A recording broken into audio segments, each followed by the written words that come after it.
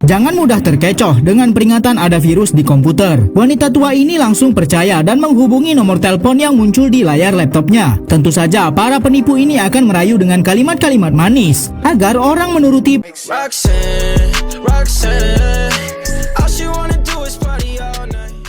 perkataannya. Mereka meminta wanita tua ini untuk menginstal software buatan mereka. Lalu dalam sekejap, komplotan hacker dan penipu ini bisa mengakses komputer milik wanita tua korban mereka. Bahkan semua rekening bank milik wanita tua tadi bisa mereka akses. Hal aneh pun mulai terjadi dengan laptop Nyonya Emma. Komplotan hacker ini mengatakan kalau ada kesalahan dalam sistem mereka dan mengatakan sudah mengembalikan uang Nyonya Emma sebesar $50. Sehingga dengan secara spontan Nyonya Emma login ke akun bank miliknya. Namun jumlah uang yang masuk dari mereka ternyata $50.000. Dengan begitu Nyonya Emma harus mengembalikan uang mereka dan memasukkan password transaksi bank miliknya. Tanpa pikir panjang, Nyonya Emma nurut saja dan laptopnya langsung mati. Dan para komplotan hacker ini langsung mengambil semua uang Nyonya Emma. Saat laptop Nyonya Emma kembali menyala, ia baru sadar kalau uangnya sudah lenyap dan semua rekening miliknya menjadi nol. Di sisi lain, tetangga sekaligus anak angkat Nyonya Emma sedang bekerja dan menyiapkan madu untuk diberikan kepadanya. Saat Clay kembali ke rumah Nyonya Emma, tampak situasi di sana sangat gelap dan ada pistol tergeletak. Ternyata di sana sudah ada anggota FBI yang merupakan anak kandung Nyonya Emma. Vera mengira kalau Clay sudah menghilangkan nyawa ibunya. Clay yang sebenarnya tidak melakukan apapun hanya diam saja dan pasrah dibawa ke kantor. Vera pun memeriksa komputer milik ibunya dan baru mengetahui kalau semua uang milik ibunya sudah lenyap. Setelah dilakukan pemeriksaan terhadap Clay, barulah terbukti kalau dirinya tidak bersalah dan ternyata Nyonya Emma menghilangkan nyawanya sendiri karena frustasi. Bikin kaget saja, pria ini membawa 2 jerigen bensin ke sebuah kantor perusahaan digital. Awalnya semua orang mengabaikan Clay dan terus melanjutkan aksi penipuan mereka. Clay sangat marah sekali sebab semua orang di kantor ini sudah melakukan penipuan besar-besaran dan ibu angkatnya menjadi korban sampai meninggal dunia. Tentu saja Clay mudah saja mendapat lokasi kantor mereka sebab ia adalah pensiunan agen rahasia militer. Awalnya petugas keamanan mencoba menghalangi, namun mudah saja bagi Clay menyingkirkan mereka. Sesampainya di dalam kantor, Clay langsung menumpahkan bensin ke semua komputer di sini sebab tak ada yang mau menuruti perkataannya. Pemimpin di kantor ini mencoba menghalangi Clay dan tidak mengakui perbuatan mereka, sehingga para ajudannya mencoba melawan Clay.